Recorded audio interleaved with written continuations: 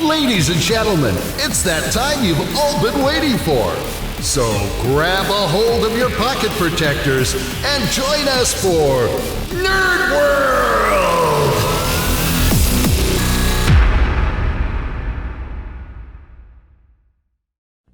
Those who think getting a car phone is not for them, whatever the reason, haven't kept up with the booming industry of cellular radio telephones. Scenes like this are becoming commonplace in U.S. cities where cellular is available today. This revolution in communications could make it possible for more and more people to have a phone in their car, or even one that travels with you. Like this unique cellular portable made by Motorola, which weighs only 30 ounces. Right now, businessmen and women are major users of radio telephones where cellular is in service. But more people will take advantage of cellular as its benefits become apparent. Eventually, seeing people using cellular phones may seem as commonplace as someone checking time on an electronic watch, figuring on an electronic calculator, or programming on an electronic computer.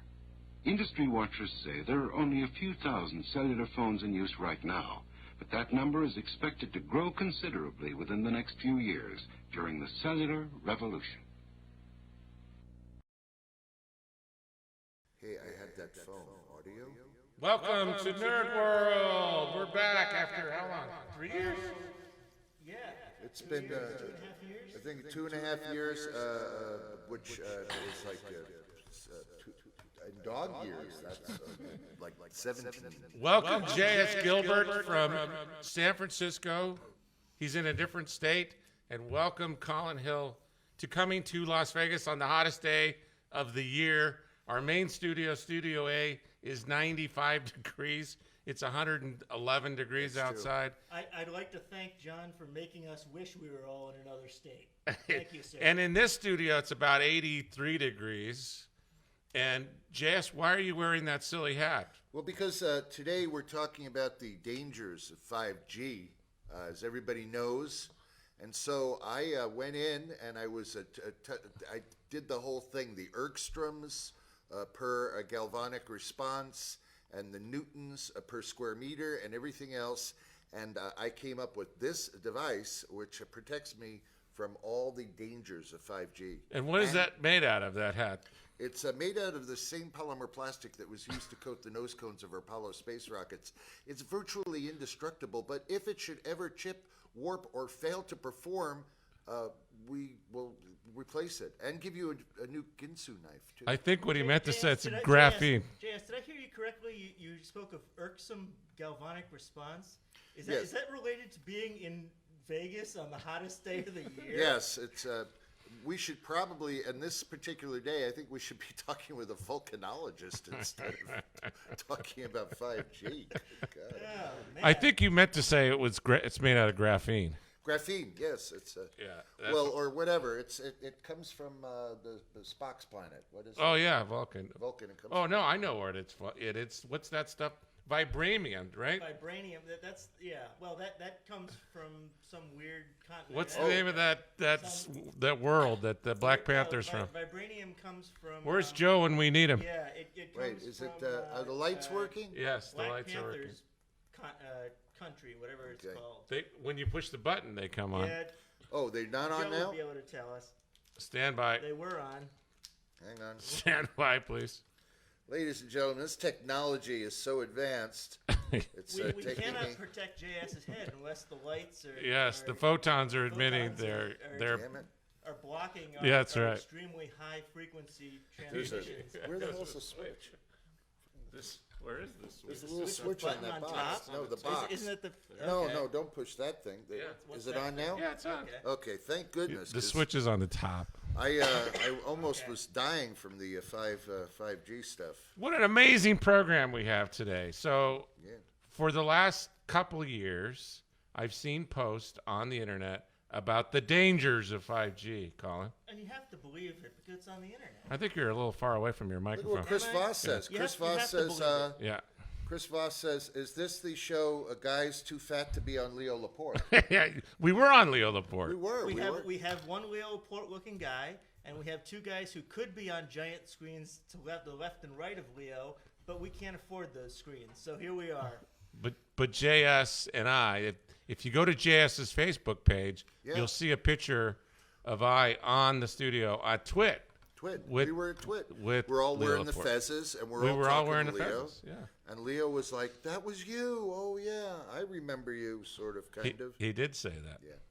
I recall. So today's a action-packed day of science and technology, a little humor, and some Louis the 13th.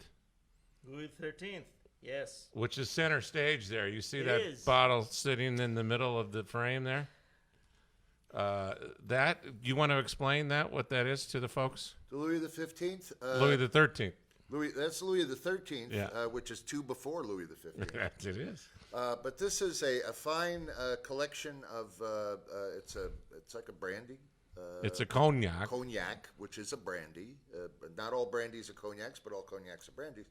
But this is housed in a Baccarat crystal right here. This is Baccarat crystal. People collect just the bottles alone, and they're like a couple $100. So this is a fine liqueur that only usually comes out at things like divorce parties, brisses, and NerdWorld. and reunions of NerdWorld. That's right. That's pretty much it. What did we determine with our last show? Was it 3 years? Yeah, 2.5, 3 years, something like that. I don't remember. It It was 17 years in dog years. What I remember is specifically was you were unavailable, and we had done a couple episodes when you were unavailable. Then for some reason I was feeling like crap. JS was feeling like crap, and you said, "Can you do the show?" And we said, "No, we can't do it. We can't do the show." And that was the glorious end of NerdWorld. Right, Chris Voss, who's just a font of questions and stuff, he wants to know if it's a dildo or a bong on the table. Obviously, he's talking about the Louis the 13th, right? Well, Dildo? with the proper adjustment, it could make an excellent bong. I would have to agree. I think I can answer that correctly. The problem here, Chris, is if you were a refined gentleman, you would know what it is. But the fact that you can't tell it whether it's a bong or a dildo gives a lot of us pause for concern about how you're living your life. So if you go to any fine restaurant establishment and you go to their bar and you look at the top shelf, you will often see that bottle on the very top. And you might ask them how much that cost for a shot of that substance About there. $25, $35 a shot? More than that. More than that. Okay. 50-something maybe? 50-something. 70-something? So these guys are drinking. 90-something? So being a nerd pays well, I guess. Yes. Well, getting us to Vegas is costly for John. So is let's what it start amounts this to. with the. Where's your beverage, sir? Are you out? I'm having this. May you live as long as you want and never want as long as you live. Thank you. Cheers. Cheers. Bless both of you guys. Fine studio. This is meant to be a sipping. God, that's good. That's pretty light. That is really nice. It's smooth. That with the fine cigar would be good. I think there's some people really wondering about the dangers of 5G. Are we going to answer that at the end of the show? Well, I think it's important to get properly lubricated for 5G Okay. because there are so many questions people have on the internet, and none of them are phrased as questions. I think in the fine tradition of NerdWorld, I don't know that we've ever actually really given anybody any substantive information at all. We haven't? We came to the realization. One person. We came to the realization that NerdWorld is the Seinfeld for the technically illiterate. Rich Roberts, how are you? I watched a video a week ago about Claire Edwards, who's this whistleblower at the United Nations, saying that 5G, it would be worse than cigarettes or asbestos. Well, the United Nations, Asbestos. they'll let anybody. Should I do my rant now? They'll let anybody Is it into time the for my United rant? Nations. No, no, not yet. JS. Can we like cut off his camera? No, wait, Yeah, damn right. it. I have a 5G rant. I have a rant Yeah, but all all right, ready to roll. we clearly thought this out very poorly. We can't cut off his camera. Well, we did because we have another studio Damn it. about 50 feet away All with, right. with well, 5 cameras Hold on, in it. JS. We'll get to that. First, we need to explain to people what 5G is. Chris Voss, for the last time, yes, we are fucking refined. We are refined. We're refined. Absolutely, we are. Damn it, we are refined. refined. I think I'm supposed to talk about what EMF is now, right? Well, So there's people, they don't even know what a 1G is, a 2G, a 3G, a 4G, a so 5G. I guess we need to start with a quick history of cellular telephony. You saw in the opening a video of one of the first cell phones. That was what, Motorola? Yeah. That was a Motorola device. There was a probably apocryphal story that had been shared back when I was in the telecom industry. This was around 2002 or so. They were talking about demos of the first cell networks, and they were doing it in this lab. They had one antenna. It was visible. This is the antenna. Okay. They had one cell phone. They said, we are going to conduct a Something call wrong with from this camera. It makes me look fat. Well, we can't turn off the camera. Damn it, you know? So they... I thought this was an audio only thing. Well, you know... Go ahead. Yeah, sorry. so anyway... They brought in some executives, said this is our cutting edge technology. This was CDMA cell phone telephony. They had one antenna that was visible. They had the cell phone, and we're going to make a call. Now, the engineers were so confident in this technology that they felt the need to pack the dropped ceiling, same kind of ceiling we have here, pack the entire dropped ceiling with something like 9 other antennas. They made the call. The call worked. Everyone's watch stopped. Wow.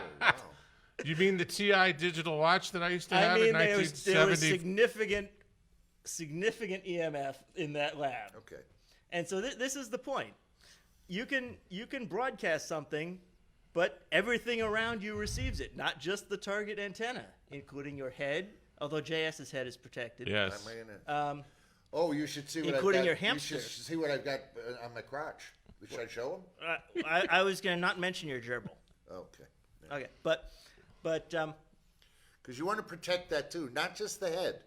You want to protect all the important naughty bits. well, you need to preserve the cows for cow tipping. You need to preserve the birds for whatever birds do. Eating crickets. Yes. So we have an infestation of crickets. Locusts, Has yes. anybody been Locusts. watching? We should have showed you that footage. So we get to Vegas, and there are grasshoppers everywhere. The millions of grasshoppers. It's like a locust. It's a plague. It's a plague. So The careful listeners among you will notice that we conflated crickets, locusts, and grasshoppers. They're grasshoppers. They're all irritating as hell. Yes, according to the entomologist that was on local TV, they're entomologists. Locust is a subset of the grasshopper family. Look, Anna's here. Hi, Anna. So continue your story so I can start my... So the point being that you can broadcast at any frequency and fuck things up. Yes, you can. Doesn't matter whether it's a low frequency, a high frequency, whether you're pushing a lot of data, a little data. It matters the range and the wattage of the broadcast. Colin, is the reason you can't father any children because you have your microwave oven on the counter? Well, if I had the microwave oven on the counter, it would be up near my head. Oh, It's when you put the microwave oven in the cabinet below the Mine counter. is in the cabinet Yeah, below. see? Okay. That's the problem. So that's a perfect segue into my portion of the show, which is EMF. You just gave the punchline away. Oh. So Is that what I always do, though? yeah, can you bring that screen up on the EMF there, Mr. Director? So I have a graphic that I developed, which we couldn't bring onto the show because we're in Studio B. There's JS's lower third. Here we go. This is a great graphic. The top line there is actually the wave or vibration. Think about the x-axis as the frequency and the y-axis being the amplitude. Let's just say it's a voltage in the case of radio waves. And you see you have very slow frequency on the left-hand side. What they're showing there is buildings, humans, butterflies. That's the length of the wavelength of energy. And so here's a perfect example. The U.S. Navy communicates to the submarines in the Pacific Ocean out here at Searchlight, which is about 40 miles away, they have a large ELF, extremely low frequency antenna array out in the middle of the desert that they use to communicate to the submarines out So in the Pacific EMF Ocean. is electromagnetic Force. Yeah. force. Yeah. Right, and so Low frequency. ELF in this context, extremely low frequency, is used to communicate with submarines because it can pass through objects, Earth. including dirt, rocks, and water. Yes. So that's why it's used for submarines. I So- do that too sometimes at home. I sit there and I go, beep, beep, and I'm talking to submarines. And can't hear you? No, she's not in a submarine. So whales will talk to each other from the tip of Alaska down to Hawaii using those same frequencies. Wow. Yeah. Can I tell everybody that this will be available? My hat will be available for sale on the, or we're just selling the plans. I don't know. It's your call. I mean, I worked a little bit on the 8-part instruction It's book. an 8-part training course, online training course that Colin will be offering. You can make this hat. These easy 72 steps. It's Yeah, a subscription program. We'll do 1 part every week, and we'll expect you to buy the $200 bill of materials or I'm Vibranium's sorry, very it's $197, right? As always Well, said. yeah, we were able to cut the We were price able a to little. cut the price a little bit. That's what they call quality engineering. So we got to go back to that graphic because I just started explaining what it was. Yeah, I know. Okay, so we started at the low end of the graphic, which is where whales and we talked to submarines. They actually put an antenna outside of the back of the submarine. Yeah, it's a dragline antenna. That's So this would correct. be like you can read about this in Hunt for Red October. Still one of the best. this would be like how we movies communicated we're in getting- prison by we're getting- knocking on the ventilation shaft. We're getting chat on the screen now. Did you see it? No. Oh. Wait till you see. I just saw some chat going up there. Okay, if we go through this quickly, you'll see as we get up to the visual spectrum in the middle of the EMF, that's light, right? And starting at red, prior to red is infrared. And then we have the visual spectrum. and then you have ultraviolet. And then you have blue, and then up above that you have ultraviolet. Right. That's what our eyeballs can see, Right. which is a very narrow piece of the EMF. And then as you go up to the top, you have things like gamma rays.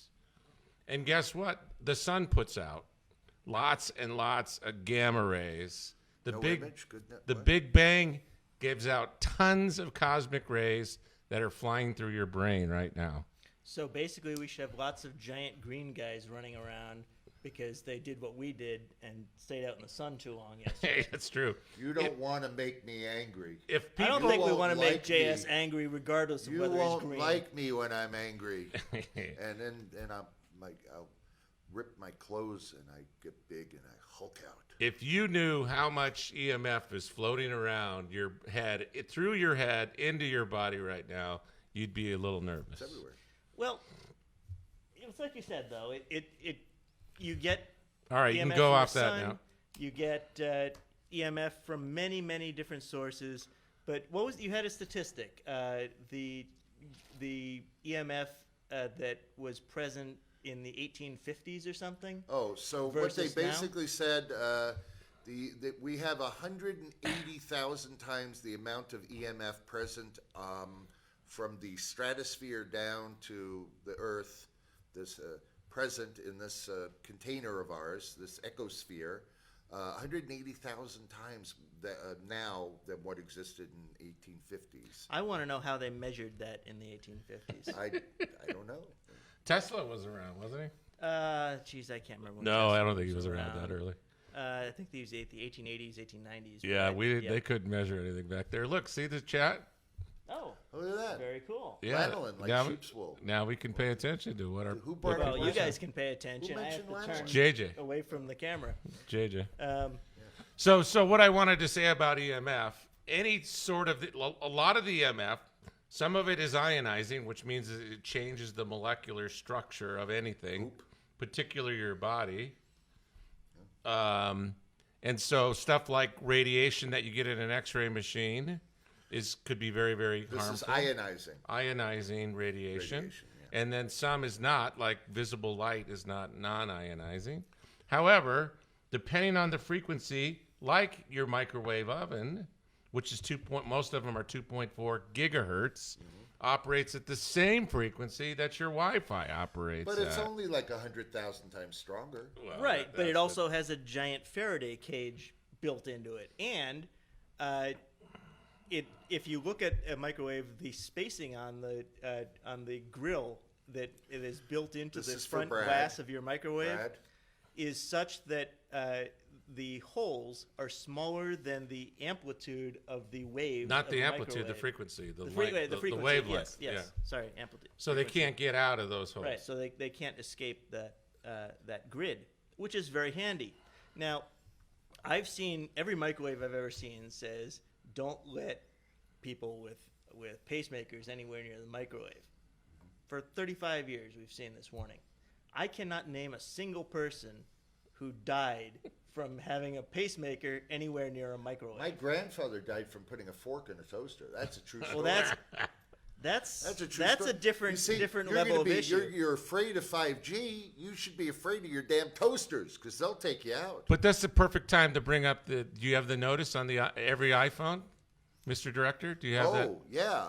So for those of you who own iPhones, this is right front and center for you to see. You just have to click on, about 80 things to get to it. If you go to General, About, and then RF Warning, you'll But- find this message. So This in is right Apple's here. in Apple's defense, they do provide you this message. They tell you do not use your iPhone the way they advertise it being Yeah. used. But this is for 4G. By the way, if you don't, it's Yeah, confusing. but they had the same warnings for 3G. Yes. 5G and 2G. just means fifth generation. The G means generation. Correct. Not There's also a gigahertz. 5G, which is a spectrum of Wi-Fi, 2.4 gigahertz. frequency, yeah. A Yeah, frequency. so the fifth generation versus 5 gigahertz frequency. Yeah. Yes. Very different things. Yeah. But if you read this, and it says basically don't use it as a phone and don't carry it in your pocket. So Now, in Apple's but defense, that's for 4G. They're warning you already about 4G. So what I'm saying is everybody who's freaking out about 5G, you're like several years late. in Apple's defense, they do provide you earbuds. True.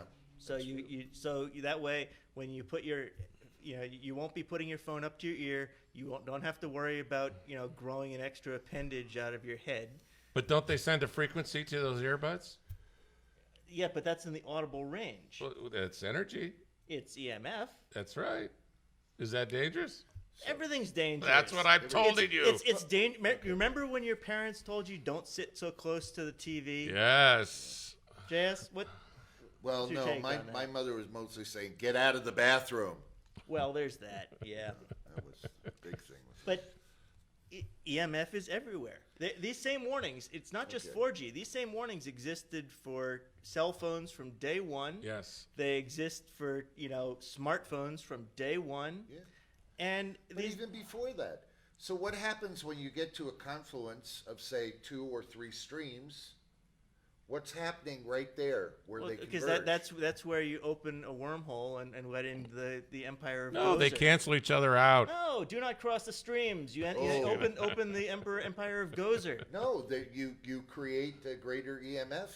You Just- can if their phase is different. Yes, you create So, a higher the amplitude. point is if you take a human being and you turn them inside out and upside down, ooh, that sounds like fun. And what are we? We're just basically that's it. We're just mostly Molecules. electricity. We're mostly water, actually. We're mostly water, but everything is energy. Everything. There's no matter doesn't exist. Matter is just densely packed energy, really, right? I assert my Fifth Amendment privilege.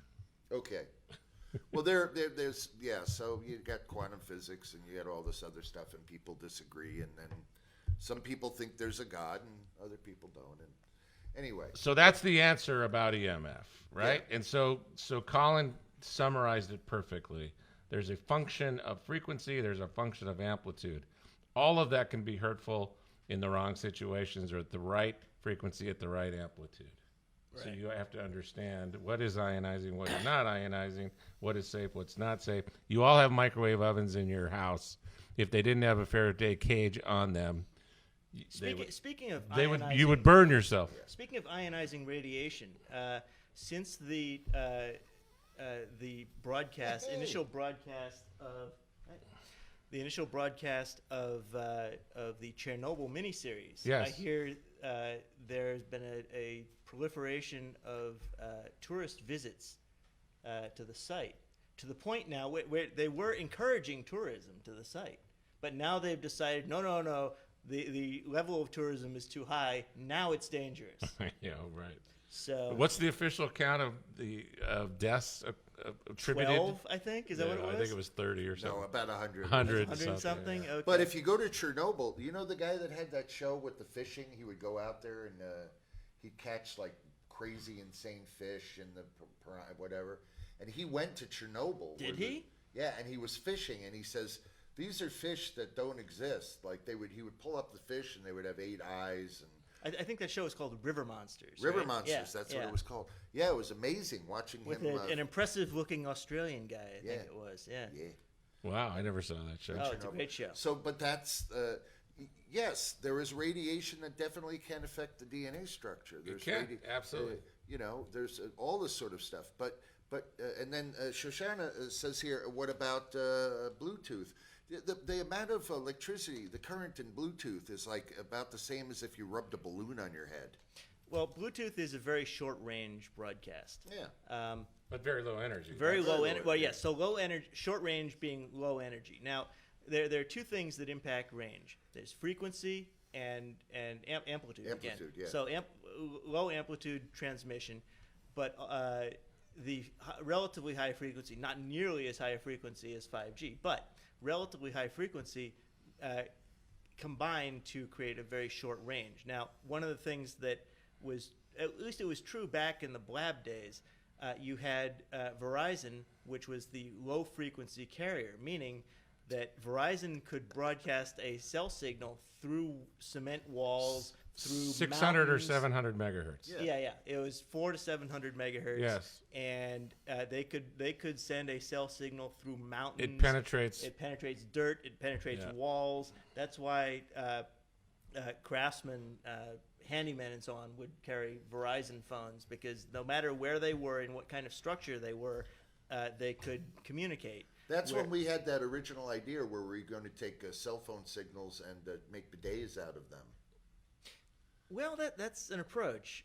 You'll have to elaborate on that. That's another episode of NerdWorld. That's maybe the next episode. We'll do a hygiene episode and talk about that. But JS and I have been sharing a hotel room for this trip. Oh, no wonder. It's been an interesting experience, let me tell you. No wonder. He does not fold his shirts. I roll my shirts like a real person. They were wrinkled like nobody's business. I'm sorry. Yes, but you did have a solution for that. Yeah. Stretch them across your back and the wrinkles come out. Oh, Personally, I nice. just wear them a few minutes and the wrinkles come out. Well, so you think. In Florida, they do.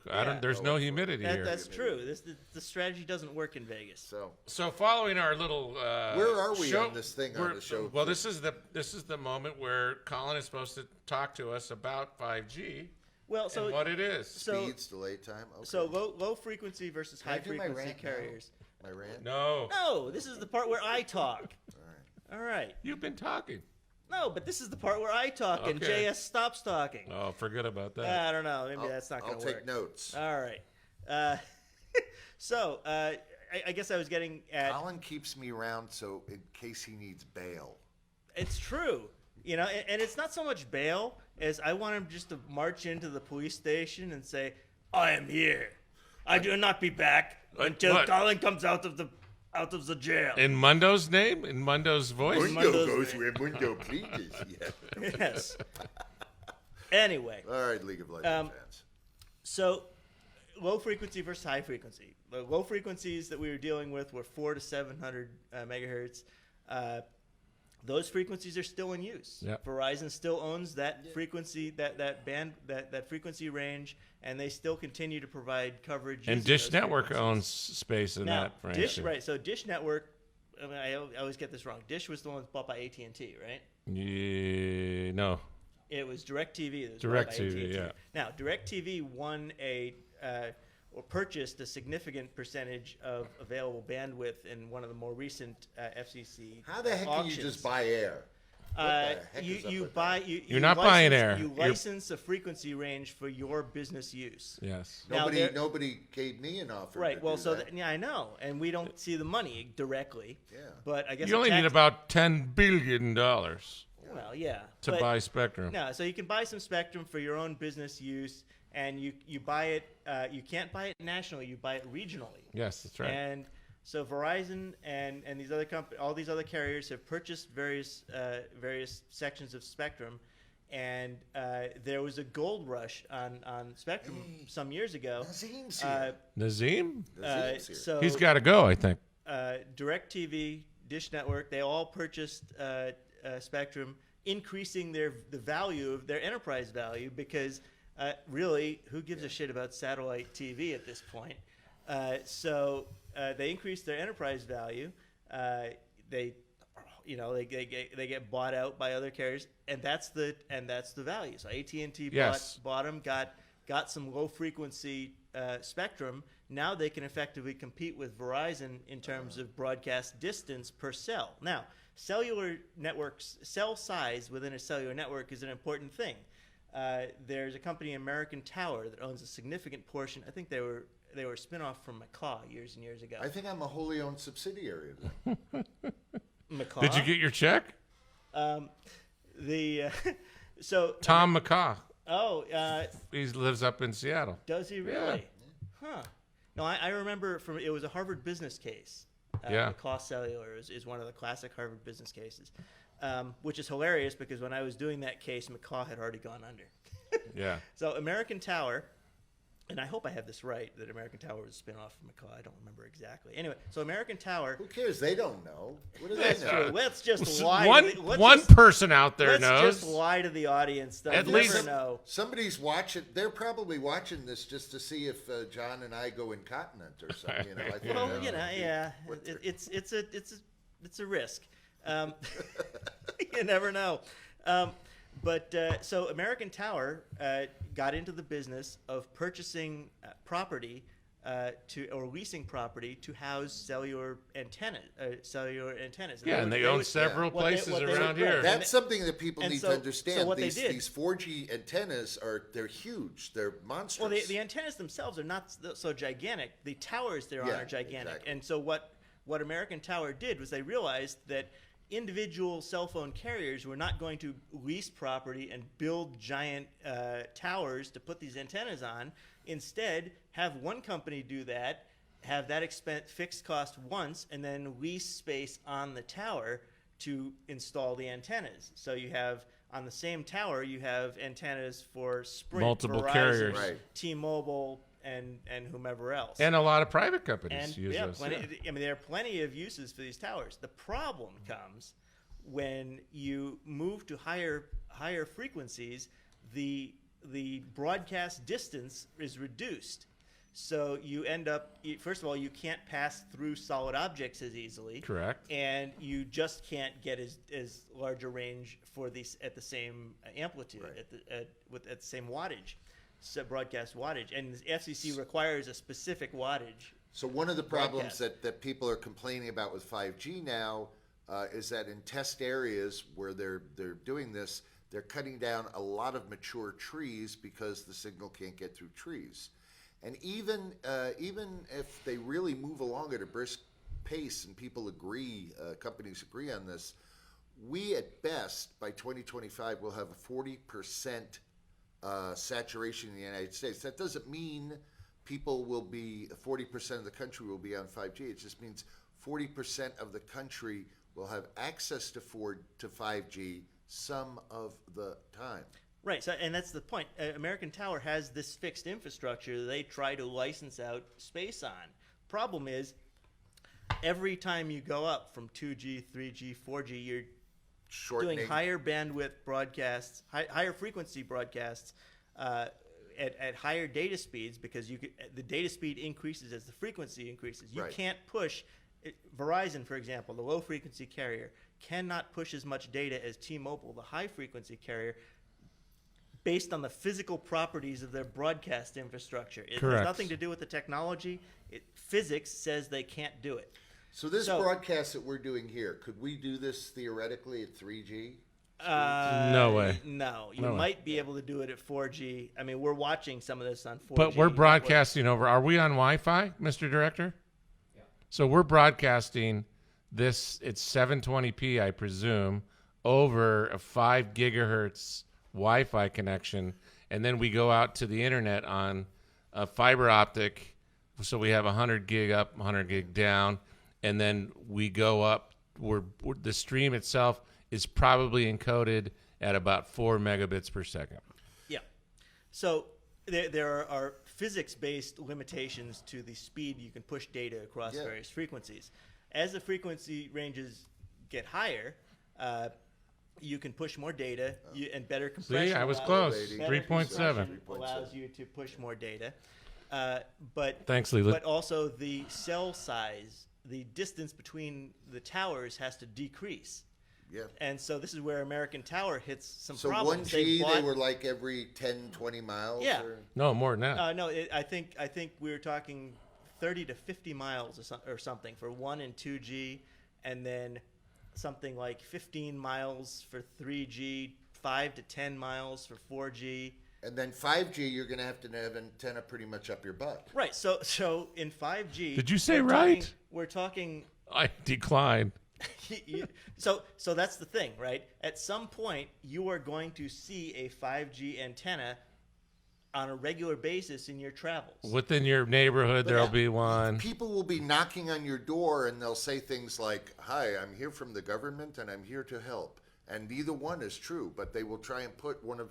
So the 5G can go on the side of your house. They don't really have to be high. Yeah, it's about as big as a spaceman pack, right? Yeah, it's not big at all, and they're very, What else very is that? inexpensive. Suitcase size. But instead of being miles apart now, they have to be like, what is it? 300 yards. It's like 300 yards or something? Maybe 300 yards or so less. This is what they call nanocells. Microcells were what you had for 4G.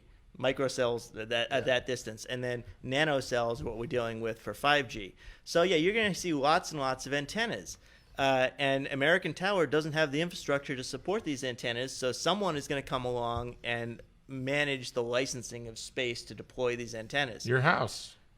There's probably an advantage to having one. If you have fiber optics at your house or a gig connection. So that's the thing. You maybe need a backhaul. A backhaul being an internet connection that allows you to offload things across the network. Now, the other possibility is you might be part of a mesh network. For example, if you have a 5G antenna in a car, built into a higher end car, that car moves around, but it can be part of a mesh network that allows the transmission of 5G. Yeah. So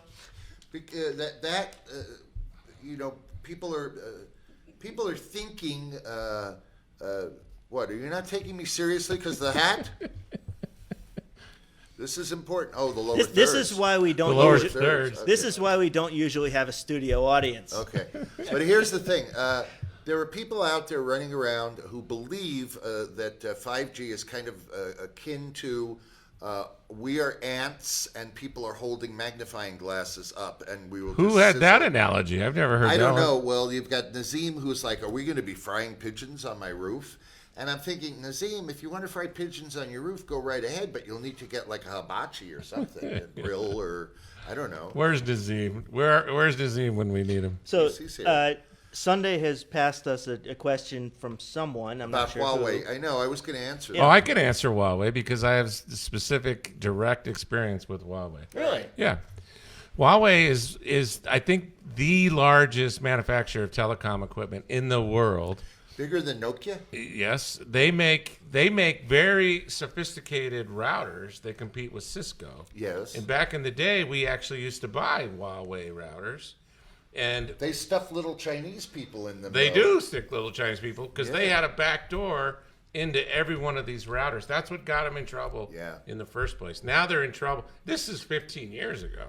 Yeah. But they make all of the 3G, 4G, 5G nodes And they make very, very nice phones as well. But that's how my sex tape got all over me. So the thing is the concern about international influence in cellular networks has been around for a while. Sure. The same thing has been true for LTE. Come on, the next thing you're going to say is that Russia interfered with our elections. The LTE standard was defined significantly by a Chinese consortium whose name escapes me right now. Oh, I probably could. P.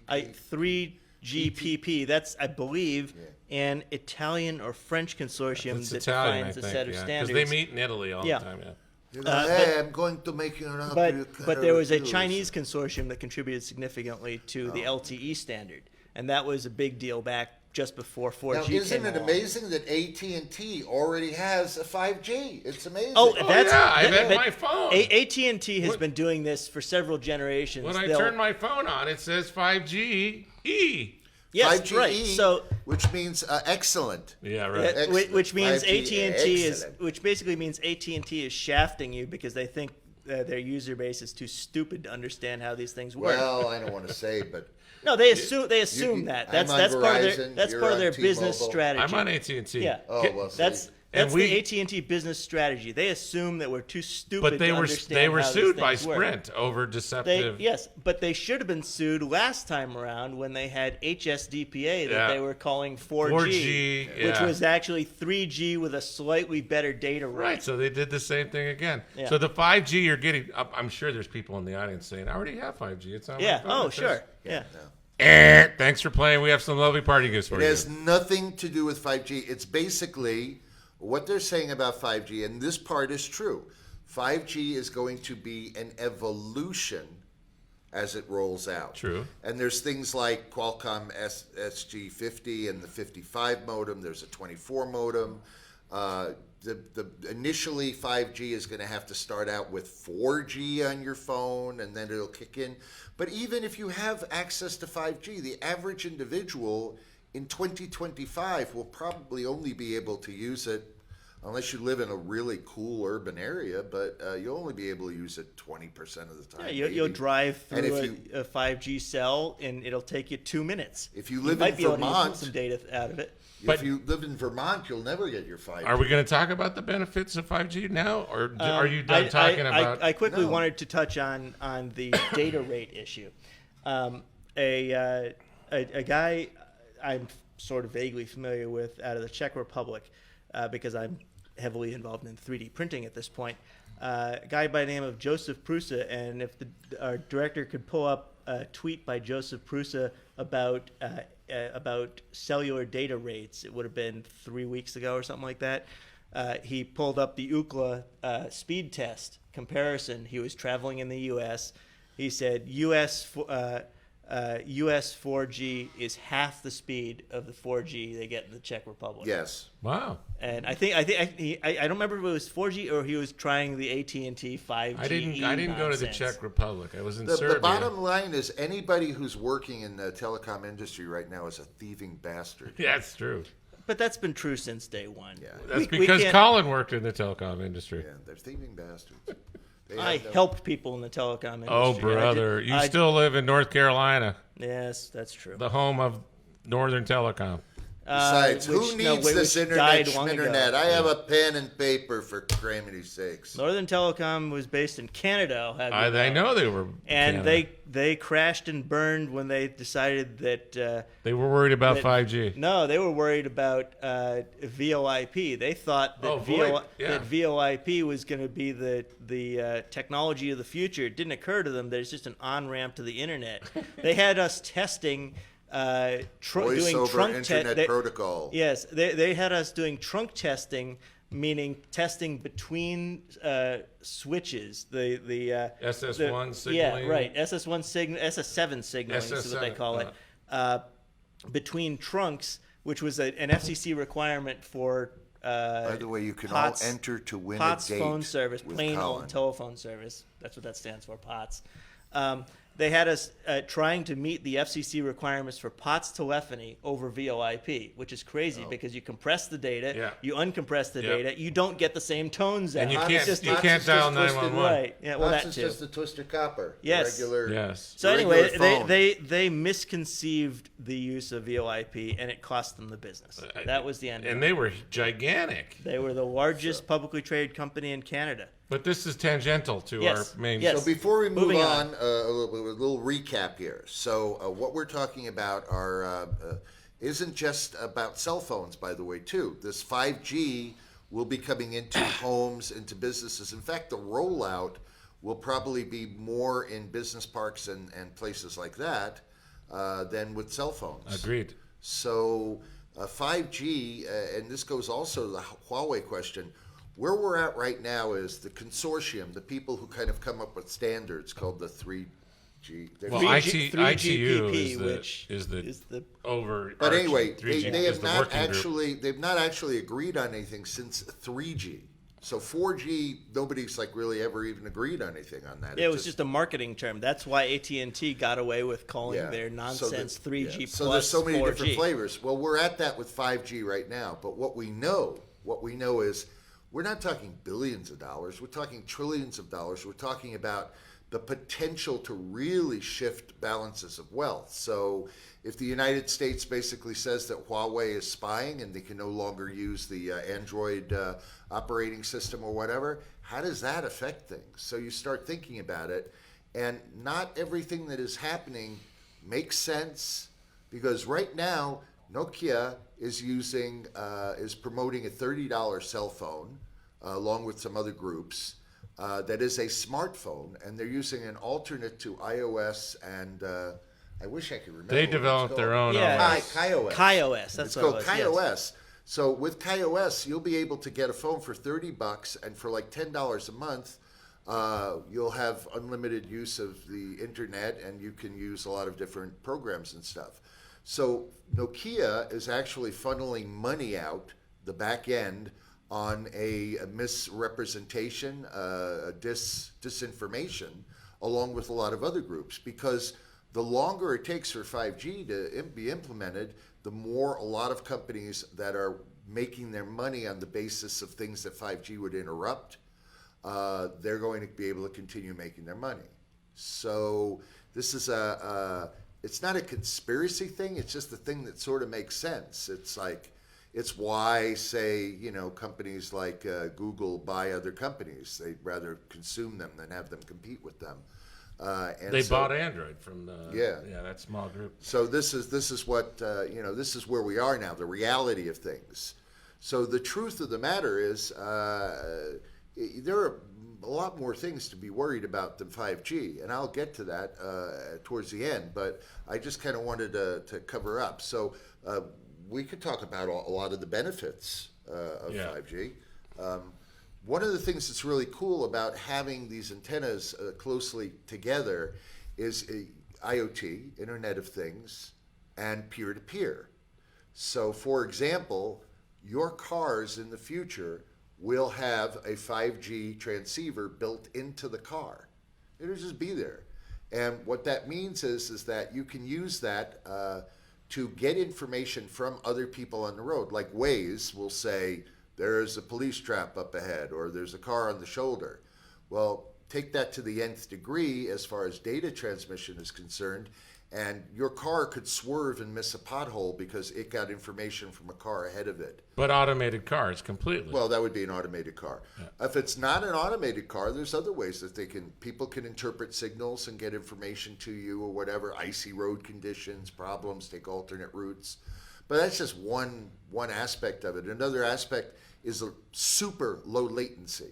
So that's huge, people. It's very huge. It's what does that mean? So you now have a doctor who can make rounds with people who are speaking different languages, and he could talk into English into a device, which then is heard by the patient in their bed in their native language. They speak in their native language. He now hears it in English. And because you can, because it's super low latency, you introduce things like artificial intelligence in it, and you get much better translations than you would say, with a Google Translate. This is just a few of the things that you can do with it. IoT is amazing. So when you think about experiences that you have, entertainment, medical, whatever it might be. My dryer and my washing machine definitely need to be on IoT. My garage door, my front door, my cameras, traffic lights, street lights, everything. Yeah. Well, you have to keep in mind, though, also that 5G isn't the end-all, be-all of IoT. No. There are other networks. The LoRa network, which is a long-range, very low-frequency data, very slow data transmission Well, network. there'll also be Bluetooth. With extremely low power requirements, is used throughout Europe for data collection and so on. And there are several implementations of it. Some are entirely private. Sure. And so yeah, it's going to be good for IoT. It's going to be good for intranets, low latency data particularly transmission. good for video. It's going to be excellent for video. It's going to be excellent for automated vehicles. Anything where there's a relatively short range, high data, high detail, heavy data delivery requirement. But it does have to be short range, and that's going to be the big problem in right. deployment. So you'll have to cut down all the trees by your house if you want to. So I walk into my dry cleaner, getting shirts clean for tomorrow's golf tournament. And my dry cleaner can only get 10 meg connection from CenturyLink, which is our local CLEC here. I have a question. How many shirts do you need for your golf tournament 4. tomorrow? 4. Well, there's foursome. Oh, you're So okay. I got the shirts. I was gonna say, how many were you going to wear? You're gonna change one at every hole. Well, or- tomorrow when it's 110, at least 2. At least 2. One to play yep. golf in, and then one to one to change go eat when I dinner. go. Yeah. Barb wants us to do a show on 3D printing. That would be great because We- Well, you could do we that. can do Colin that. is Yes, so we- into 3D printing, and I'm kind of into it. I'm waiting for the machine to come out next year. But can that's I got the finish? Can I interchangeable finish? heads. Yeah. I'm sorry. In respect to what's his name that just died, Ross Perot. He used to say that. Remember? Can I Did finish? Ross Can I Perot finish? just die? Yeah. Really? Yeah. He left his ears to medical. How the hell did I miss I that? don't know. Wow. Okay. So if I need bandwidth at faster than 10 meg, because that's as much as he can get from CenturyLink, because they're using DSL technology and they only can provide certain amount of bandwidth, X amount of feet away from the central office, 5G is going to be an amazing option for those small businesses, as you said. Well, and the other thing. And the CLECs are really scared about that. Okay. The other thing that I was talking about was with the new MacBooks that are coming out, and I don't know when this is happening, but they're working on a MacBook right now that's similar to the Surface, where I got a bet on this, $100. it's not the next iteration. It might be after that. I can tell you. this is the same theory under which economics is like weather forecasting. You're always right eventually. Okay. So Well, I've been right more than Robert Scoble the last few years. hasn't I? true. that's a pretty He low. changed- That's a gets pretty paid- low he gets bar, paid man. Big bucks. He I don't changed know. his number to match yours. He did. He did. He did. My Do prediction. you really want to measure yourself by Robert Scoble Well, only with sexual partners, but or by height? by- Height, weight. You know, there you got all he's sorts. lost. He's you lost got weight. He looks. He good did now. lose He the looks weight. really Yeah, good. I saw him in LA. Anyway, but I have absolutely no idea what I was. We're saying. talking oh, about- the MacBook. So it only makes sense. You people really are into the panel, the iPad type of experience or whatever.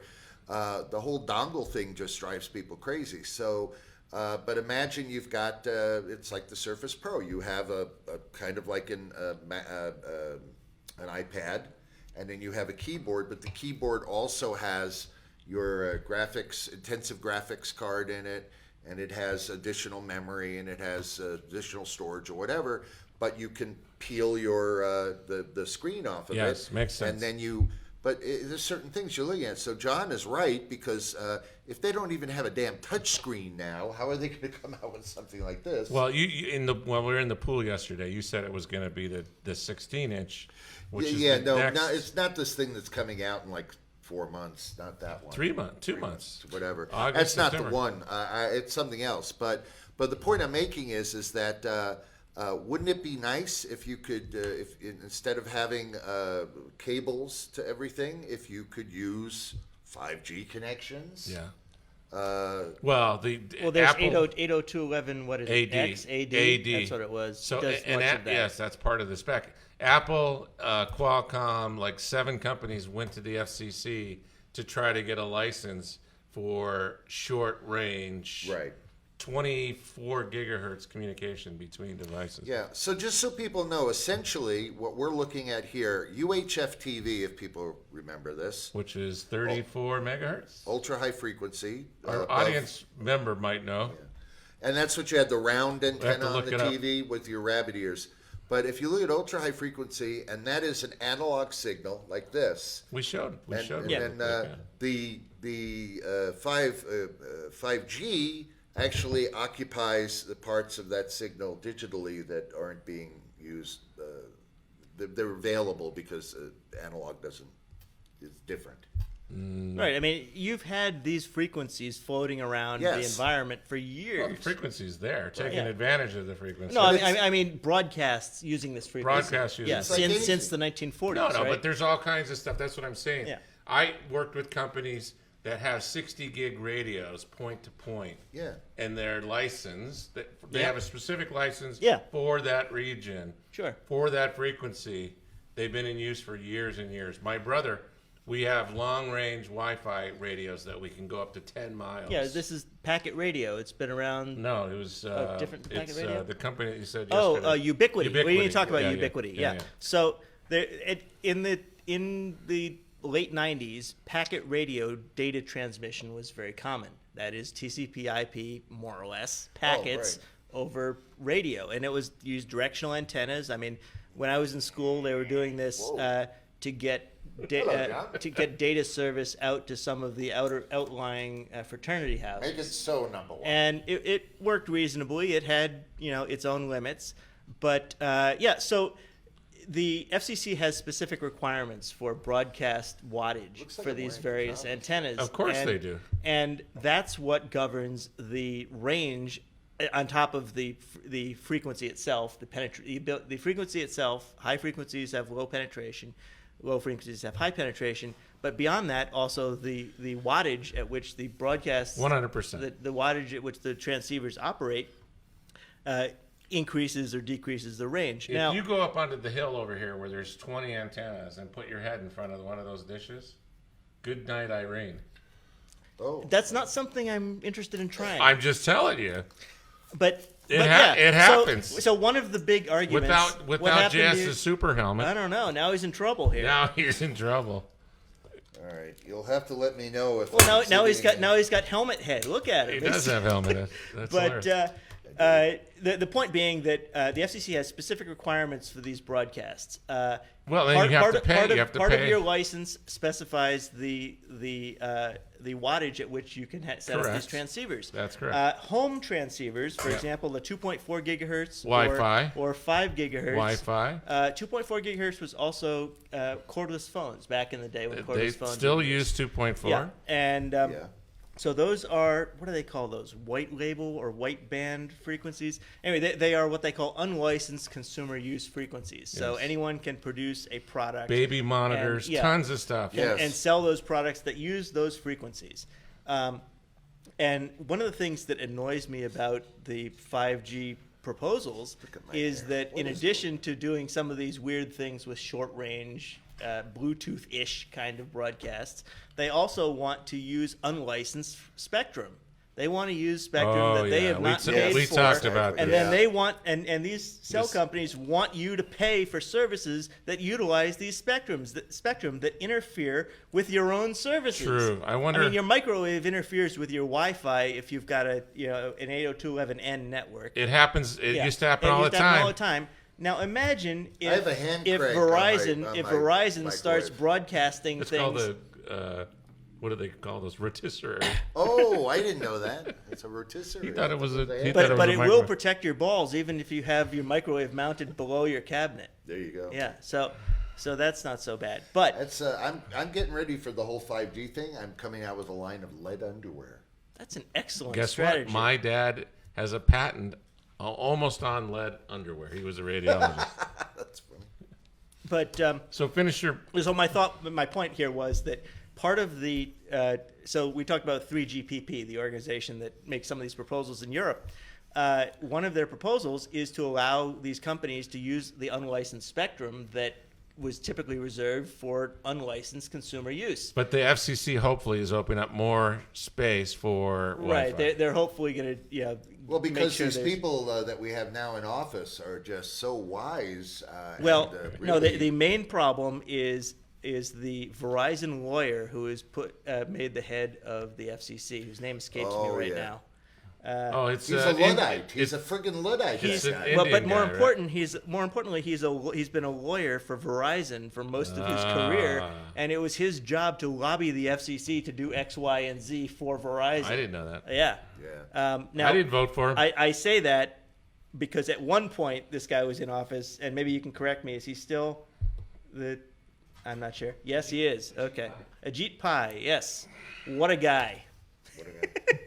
Anyway, Isn't that his slogan? Ajit Pai, what a guy. it should be. If he, I think he's watching. isn't he is an impressive guy. You know how I know?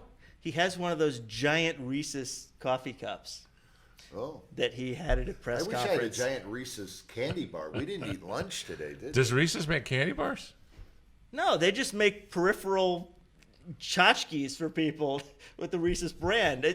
It reminds me of Mattel. If you look at the corporate capsule, I think it was the Okay, he's I for- lost me. I forget which- By a show of I for- hands, how many people has Colin lost? yeah, I forget which company this was. It was one of the Wall Street data analytics outfits. They provide corporate capsules that describe what companies do and what their look. numbers are.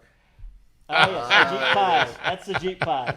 I just want to tell people also, just so you know, if you've ever been to Las Vegas, the end of July or beginning of August, then you pretty much know what hell is like. It's like getting 5G, right? Well, it's maybe the third circle of hell. Yeah, it's not as bad as it could be. But anyway, so my point was they list these corporate capsules, and one of the things that they list for Mattel is we take intellectual property and leverage it across across generations. But they're not creating new products. They're just reintroducing G.I. Joe and reintroducing this. Anyway, that's neither here nor there. Basically, what you're saying is 5G compared to 4G is kind of like G.I. Joe. It's no and more- G.I. Joe with Kung Fu grip. It's like G.I. Joe and the new G.I. Joe that fights only robots because it's uncouth to fight people now. But here's the thing: with 5G, how much easier will it be for Russian bots to communicate on Twitter? Well, they'll be able to do it faster. Yes.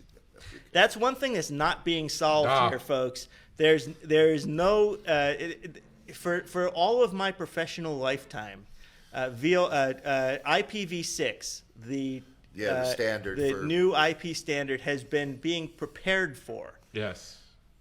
It's Since nowhere you were near like it. born, pretty much. All of my professional No, in my professional career, it 20 was years it or was so. it was Yeah, I know. introduced in like '93 or something. Yes. Anyway, these things are very slow moving. We are not going to see additional improved security standards on these networks anytime soon. Well, that's you bring that up. So the police have a mobile 4G node that they can use to eavesdrop on telephone calls. Well, that's the going joke, right? You'll see people with their Wi-Fi networks, FBI van number 4. Yeah. I got a message from an ex-girlfriend at one point. I set one of her networks up that way. She then changed it, but then like a month later, someone else did the same thing. Of course. Yeah. And so she said, after we'd broken up, she sent me this message. It said, Oh, it's 3. So UHF is 380 to 512 megahertz. "Oh, okay." Okay. I don't know if you could see that. Yeah, 385. So the cops, But the cops have a node. What happens when you have a node with a cell phone is it looks for the closest node right. Yeah. to your device. So when your phone is constantly transmitting a signal, it finds the furthest node, and it will connect to that first node. And the police have these mobile units that they can use to connect and eavesdrop on your phone. Well, but and here's the other thing too. I tell you the dangers of 5G, because we saw before the warning that's now in iPhones. That's 4G, saying don't hold it to your ear, use the earbuds and all that. But people think if they're not talking on the phone or they're not actually doing something, texting or whatever, fine. It's just a plain just sitting there. No, these phones are constantly moving data back and forth, Yes. back and forth. And this is back and important for forth. JS because we need to remind him not to put the phone in his fanny pack worn on the front. Well, unless I'm wearing the lead underwear. Well, yes, but what? How did that go? Did your father manage to secure that Yeah. that patent? Yeah, I can show it to you. Cool. It's a LED fan that you put over your private parts. Chris Voss wants to know, is this the three old guys yell at 5G to get off their lawn show? No, we love 5G. I have no problem And with 5G. no, that's actually not what we're talking about. What we're talking about is if you're going to worry about 5G, worry about other things first. Well, you're not ready for your rant yet. No, I know. I'm not. I can't do my rant. No, there are plenty of more important things to worry about than 5G. Oh, One of the things don't that steal JS's thunder. No, but I would have no problem with housing a 5G transceiver. I'd on love my to have property. one at my house. But Please, bring one. I would insist on on a residual for having that on the property. I wouldn't want a residual. I would just want a connection, direct connection into the node. No, I'm going to get a direct connection anyway. Oh, well, that's the price of entry. But They're not going to pay you a residual. Maybe. Sure, they can lease the property. Yeah. You know, the 6 square feet that they're going to use. They're not going to give you a residual. They're going to give you a lease payment. a lease payment, whatever. $200 Yeah, a yeah, month. something like $200. that, which is fine. Yeah. You know, They're not. They're going to knock on your door and they're going to say, "You need this," and you're going to Of go, course. I don't want to put it there, and they'll go, "But we'll give you $6 off your thing." No, they'll give you That's 100 right. megabits. we're of from bandwidth. Verizon and we're here to help. Yeah, We're going to give you 100 megs of bandwidth. yeah. Whatever. Yeah, trust me, they will be knocking on people's doors to put these things on your wall, your roof, or whatever. They'll be making deals with roofers and with window repair people and everybody you could think of. to try to Commercial get these- complex, and all these people 7-Eleven. to put 5G things in your thing. There's already deals out where they're going to be put on pretty much every single lamppost that you can think of. Yep.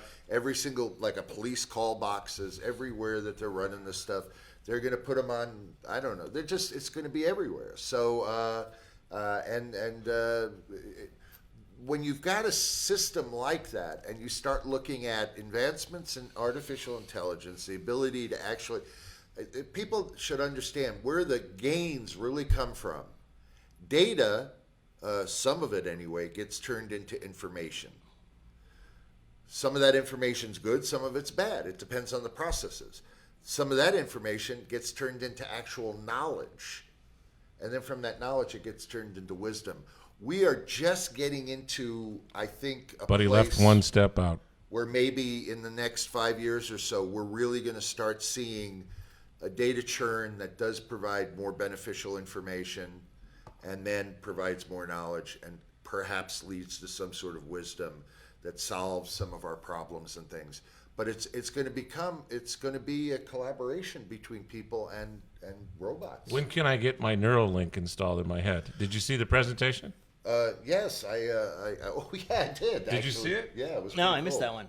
Oh, so that's Elon Musk's Neuralink. Yeah. Oh, Elon Yeah, Musk. yeah, yeah. Yes, I saw that. Yeah, we should also spend some time talking about Starlink as a low latency data transmission solution. Oh, sure. But maybe we should reserve that for another episode. So Starlink is Are there any Elon jelly Musk's beans or anything? Negative.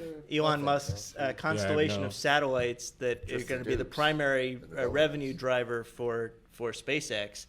They're basically going to provide low latency internet access without any landline. My wife wants to infrastructure know where our required. hats are, JS. Well, Where she the- asks a very good question. Yes, turn your hat on. Well, you got to turn it on so she can see it.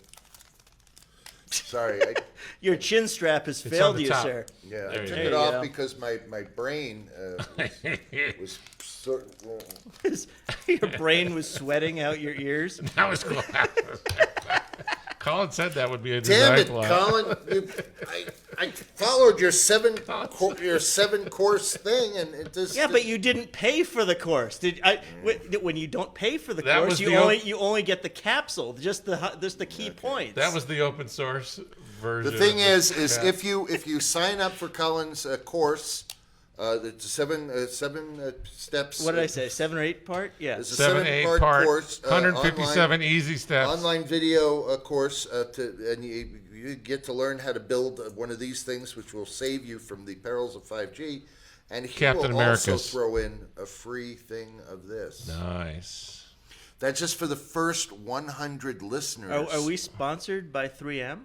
Yes, we're sponsored by 3M, Louis the 13th, and Those are some good sponsors. Master Graphics. Your lower Oh. third. They did all my graphics, my lower thirds. It had to be done in After Master Effects. Graphics. Those are, and they're animated too, right? Oh, they're If you don't see them animated, it's because you're not on 5G. That's right. this animated. Look at this. Oh, I can do a fly in. The graphics fly in. Yeah, but can you do They it? fly, Can you explode the graphic? Yeah, you can explode it. All right. But I lost track of. I thought I had a question for you about this, and I. Oh wow, a question. A question. Yes, but I now I've Colin lost has a track. question. I thought he knew Yeah. everything. About data becoming knowledge and so on. Oh, but that's my if truth you- triangle if that you- JS right. stole from me. I didn't steal No, it. It's that's- on my business card. That's- Did you see it on my No, business you and I talked about this before. But you're claiming that as your own? That's been around for No, years. it's been around for a lot no, of people. I learned it in grad school. Yeah, right. But we had one more. We had one more There was level. one more level in there. But more importantly, if you look at the history of computing, you see you will probably remember the effort to push things to the edge of the cloud. All the processing you could to the edge of the cloud. Sure, in why the not? early days, you had terminals. Centralization. You had Yeah. terminals. You connect to the internet. Well, I was talking about terminals earlier. Now you're stealing my thing. Okay. Well, go you ahead. know. No, I was just going to get to the point that Colin didn't prep. He's taking all our notes. He is I have reading your those. notes He right is reading- here. Those are my notes. Those are your notes. those are John's notes. Yeah. Are your notes not on John's thing? No. No. My notes aren't on John's His thing notes either. are in his head. We talked about it for the last 2 days. We did. So go ahead, sir. No, that's all right. Go ahead. I was just going to say that historically you can look at how data was processed. With terminals, everything was centralized. There were small amounts of data being stored, and they could be processed. Then you started seeing larger amounts of data being stored and insufficient amounts of connectivity. So you can't get the data to the central location to be processed. You need to process as much of it as you can on the edge of the network. Now, with 5G, we're seeing the ability again to push all of our Right. data to a central processing core. And so, Yeah, you were saying. so you've got a network. In the old days, people didn't, when they had amber and green screens and stuff. Yeah, so I had Amber. I was cool. And so you didn't. Your unit that you had in front of you was pretty dumb. It didn't have a IBM 5150. Didn't have memory. It didn't have. It had memory. Well, no, that went the terminal. They had a little bit of Oh memory. well, Yeah. So they had a tiny little bit of memory, Yeah. and they had a little bit of this and a little bit of that, but not much. Yeah. And that was connected to some bigger computer somewhere, and all the computers were connected to that. And then, how is that really any different than, say, the cloud? Because the cloud is just another name for Rajay Gupta's computer that he's using to store your crap on. That's all it really is. iCloud is another centralization of data, but Yeah. I would call it a hybrid between centralization and decentralization, because we store a lot of stuff on our local devices. Yeah, of course. As well, and then you can synchronize it up to the cloud, right? Yeah, and that's a cool thing now. Right, but- It but is you do nice that- that you you can do go that out over and. time. I Yeah. love Dropbox, Dropbox because is a I good now have example. everything available to me wherever I go that's Yep. important. I use Dropbox. And now you're looking at a lot of these enterprise solutions that are coming along that are really cool. So what 5G will be able to do is you work for, say, an international company. You can go in a matter of a few seconds, literally, and set up specialized help teams to work with problems that you might have in the company, and you can assign all kinds of different forms of levels of security and things like that. The point being is that you've got real-time communications going on. And If you were a local telco, would you be worried about 5G? yes, Yes. yes. Right. As a local telco, your primary business is to solve the last mile problem. That's right. And 5G does that, That's meaning that you don't need to run copper to everybody's house. That's right. You don't need to run cable service to everyone's Want to house. just explain what last mile is, because that's a really important thing, and it is the thing that can either create a bottleneck or really elevate somebody's communication. Yeah, so it is exactly what it sounds like. The last mile problem is the problem of once you have a loop of fiber going around a neighborhood or a series of neighborhoods around the periphery of them, you need to get your data from that loop of fiber, the last mile from there to JS's house to John's house and to my house. I was looking outside before, and I saw it looked kind of like a bunny going by a cloud. How many people have their data there on that? I would hope not very many, but there's likely the possibility that a plane was flying through that cloud. So it's not so much the data that was there as the number of people that were actually there. So realistically, the cloud is just somebody's storage unit somewhere. So when it's not a magical thing. So first of all, the last mile is exactly what it sounds like. It's the problem and cost of deploying infrastructure. I want the that seat next time. The because distance. Look at my gut. Yeah, this is not good. No, I want. It's John's. the alligator. That's what's doing. The alligator. Yes. He's Yeah. gonna friggin' eat my gut. Is what he's gonna do. I think. But so No, we'll be in the studio next time. So we solved the last mile problem by laying down infrastructure for each individual household. And that's not very cost effective because you got a lot of individual households that you need to lay infrastructure for. Yeah. This isn't the 1930s when you had a third of the population that had telephones. Now you've got everyone needing high-speed data service. Everyone needs either cable or fiber optic lines to their house. Elise is here. Holy cow. Jocelyn, Wow. Jocelyn too. Jocelyn. Jocelyn. Hey, Jocelyn. Wow. So that's very costly. Now AT&T will do that for you in some neighborhoods. If you're in a planned community, they will, lay it out in such a way that it's the least cost prohibitive that it could be.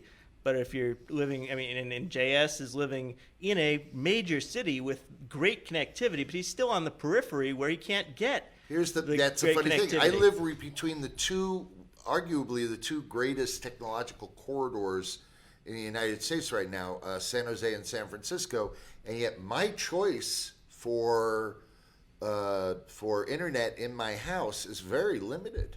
And I'm in less than 10 miles away from the high-tech center of the southeast of the U.S., and I can't get more than 25 megabit connectivity. I should giggle here at this point. Yeah, I know. John is in the middle of the damn desert, and he has better connectivity than all of us. You know what's freaky? Las Vegas has more water features than any other city. It's like every place you go by, they've got like a little water fountain in their house or waterfalls or something. To me, that's we're just in the desert. What the heck is that? To me, that's just a psychological thing to prevent people from worrying about dehydration. No, They don't need to actually carry water bottles so long as they can see a water feature. Okay, it's 112 out there now. Yeah. 112. Yeah. If we didn't have all these water features here, what would it be, like 208? Entirely possible. But if we didn't have so much asphalt, it would be significant. Why are we sitting in the middle of the desert? I don't know. Because this guy named Bugsy Siegel came here and well, said there you could come to Las Vegas and win money By the way, and have young women I'm by going your to side. try and do a Facebook Live tomorrow afternoon from the Mob Museum. Oh, Yeah. they probably won't let with you. Colin. I don't know if they I don't will. know. Maybe it might part of require some planning and pre-approval. We'll see. Or we're going to go with, before that, we're going to go with John's wife and go get Manny Petties. I don't know if you want Facebook Live from there.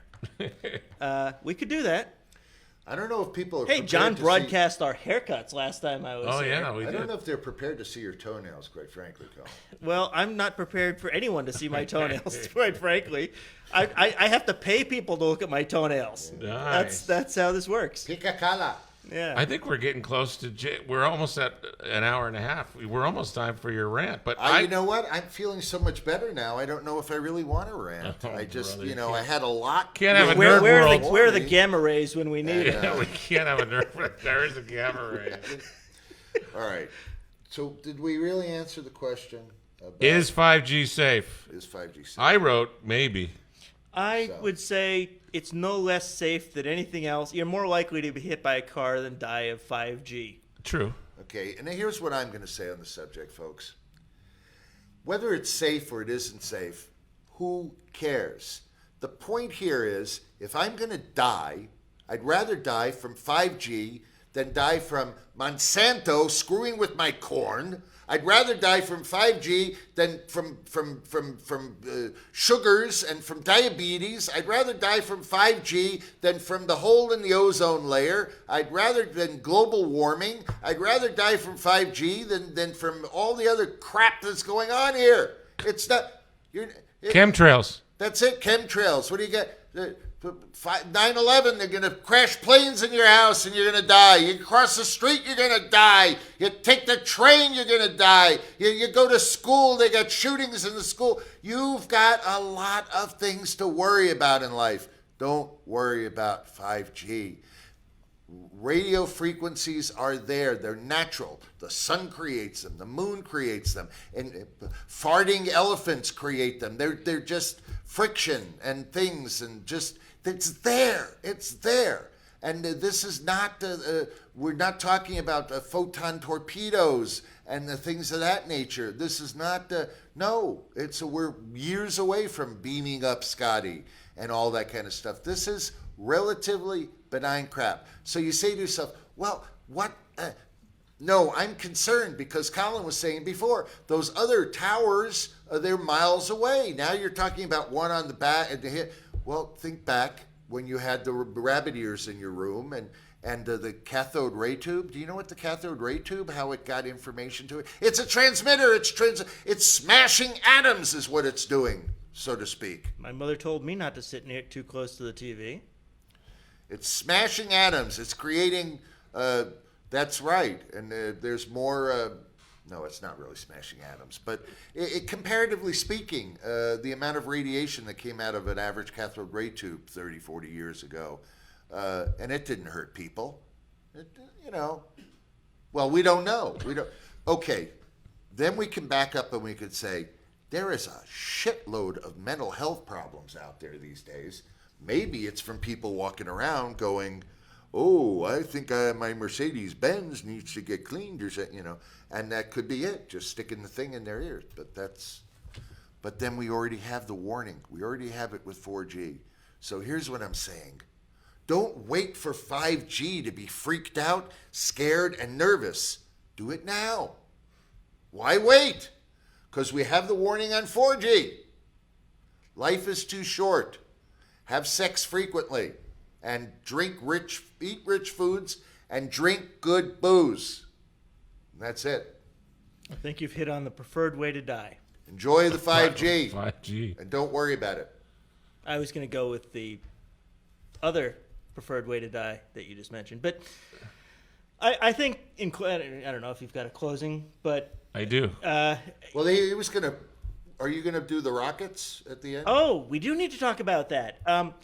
Just to address 5G, I think this is another great opportunity for Apple. They are, as you say, they've already warned us about 4G. They warned us about 3G. But now, Tim Cook can get up there and say, if you buy an iPhone, you don't have to worry about 5G causing irradiating you and causing a fifth appendage. Johnny, are you rolling the video now? A fifth appendage to grow out of your head, because at Apple, we're not going to give you 5G for another decade. So, not this year. Not this year. Yeah. I think Apple, I have no idea how they got to be a $40 billion trillion company. Not a 40 billion trillion. They're close to, it's like 800 billion or something like that. They're like the world's largest. Well, they Microsoft passed right a trillion and then lost it, and then passed a trillion again. Yeah. They're up to 800 or 900 billion still. Right. So I just want to say what a fun time I'm having back here in Las Vegas with Colin and John, and what a pleasure it has been, and that you people actually tuned in and are watching this, three fools up here just doing what we have fun doing and participating. It has really, really, really helped, I think, raise all of our spirits, and especially John. John has had some tragedy strike recently, and the fact that you're showing all this love and care and concern is really important, needed, and appreciated. And we hope we'll get together again soon, sooner rather than later, and bring another one of these shows to you. Well said. Very well articulated. I couldn't do better than that. Thank you. It's just a treat. JS asked me about a month ago what he could do to cheer me up, and I said, come to Las Vegas and let's do a special show on NerdWorld. And we've done it now, and it's time for ribs, I think. I'm the first one's going to be signing up for 5G, and I hope to have a node tower on my house. I hope to be paid to have a node tower on my house. Yeah, okay. So I was supposed to be in the 5G test group. Really? Yeah. And Verizon said, we monitored, and you're not in enough, because it's Sacramento really is where it was, and Palo Alto. And they said you don't go into the 5G zones. You don't qualify enough. The 5G zones enough. What, did they put an app on your phone and track where you went? Yeah. That's interesting. But So there was that. One of the things that we wanted to touch on in our reunion was we had great fun doing NerdWorld for 2 years, was it? And, two? yeah. How many? We did 37 episodes or something? more than that. 40 something. something. And during that time, it was really the birth of SpaceX. And we had great fun with SpaceX. We watched Elon Musk crash rocket after rocket after rocket. And we were on a couple of times during live landings that were successful. Yeah. It was great. Yep. And so we found a clip of Elon Musk's favorite crashes, his growth, demonstrating the growth of SpaceX from its inception, and really that also is the growth and of the original version of NerdWorld. Okay. So works for me. Are we queued up, Mr. Director? let's take a look. This is great fun. This is fun. Shouldn't I be able to see the video on here? No. Yeah.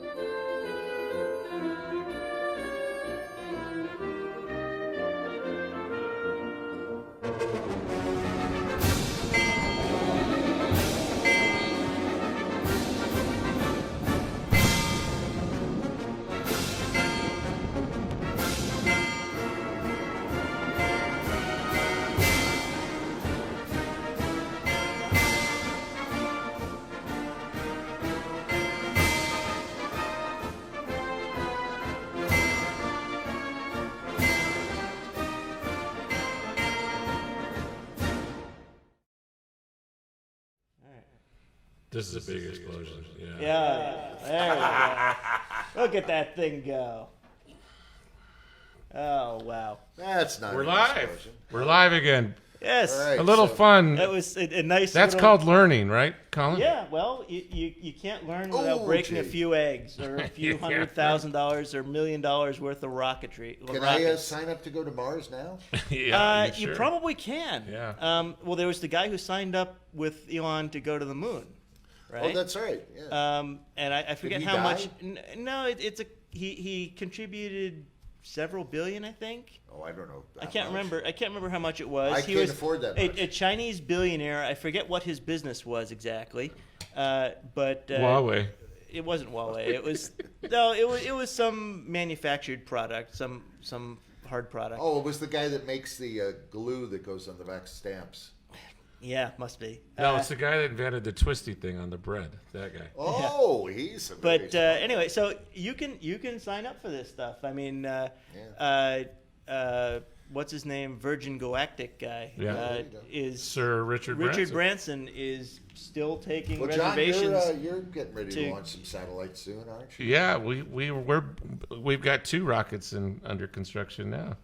This also we can touch on Starlink, which is SpaceX's effort to provide high-speed data access to areas where you can't run infrastructure of any kind. You can't put up 5G But you talked about it antennas. already. We The did. thing But that I'm curious about, though, and I haven't looked it up yet. I haven't really done any studies on it. But what is up with they're talking about 3,000 5G satellites? That's Yes. what I'm talking about. Yeah, 26,000 is the high number. Yeah. 26,000. Wow. I think it was 600 to 26,000, So somewhere how does or that work when 12,000 they or only something. go like 12 feet? So the way mechanically the way it works is there are 5 lasers, transmitters and receivers, and they're creating a mesh network in low Earth orbit. Lasers. And yeah, you know, Lasers. and unfortunately you can't aim them down and zap certain individuals with them. But This is a whole nother show. this is a whole other show. Oh, do behave. But the point here is we were talking about latency, and one of the solutions problem. they're trying to solve. One of the things they're trying to solve here is by having these satellites in low Earth orbit using lasers for optical data transmission in little atmosphere. You get closer to the true speed of light, and you get less latency. Makes sense. Wow. Which is, you're talking fractions of a millisecond. So what if I take a running start at a Mobius strip? Yeah, but so you're talking about fractions You'll of miss. a millisecond. But the point is, this is not. They say that it's designed for access in the middle of Africa or in the Amazon or something. Well, that's But- what those $30 phones are. The Nokias, Right. Yeah. But you still need a tower Tower. there. And so this is supposed to. They market it as something that's supposed to solve the problem of Yes. of Worldwide. no physical infrastructure Right. available Well, on the ground. it's nice that they'll have high-speed communications. But- It'd be nicer if they had food. But in reality, I think they're going to be using this Clean for water. finance, right? Get those extra few fractions of a millisecond. For Bitcoin. So you can get data faster off of trades. the New York You can Stock settle- Exchange. you can settle execute, dates, You can execute execute trades, trades faster. Those Or- few fractions of a millisecond faster than the Yes. next guy. Oh, like the guy who just spent like billions of dollars getting The transatlantic cable that Yeah. offers like 12 milliseconds faster. Yeah, so data there's a speeds. trader in New York or whatever who Yeah. bought this property that's like right on top of the cable, so that he could be like a half a millisecond faster to get in with. No, trades. there was a Unbelievable. there was a cable that was laid specifically for some finance Oh, outfit. okay. There That, was. and they offered only like 12 milliseconds better data speeds or something. There's a great YouTube channel about. So did this we sort of answer thing. everybody's questions, or were they? That's not us. 5G. I don't know. There's the latency. Talk about latency. Yeah. Wow. Well, they do Oh, that. we have a monitor here where we get to see ourselves, But which it's is why I keep 30 looking up there 30 to going, "Who is that 45 fat seconds bastard?" behind. Yes, the it's UC. called buffering. Yeah. Yes. So let's end this show, guys. All right. Well, thanks for having us, John. The dangers of 5G. It's great to get together in the same studio now and again. They're this big. there are more dangers to eating too much corn syrup Or tuna. or tuna. Or stepping out of So, your house into the Yes. roadway. I think the final words are: take the cannoli. Hey, Leave Tony the Bag of gun. Donuts. Leave the gun, take the cannolis. There you go. With that, we're out. Thanks, Play- folks. Goodbye, everybody. Roll the Thank you. outro, Mr. Yeah. Director. Will John Preto ever escape from his white hole? Will Colin Hill ever monetize his breathless pulsar state? The answers to these and even more of the universe's greatest secrets next time on NerdWorld.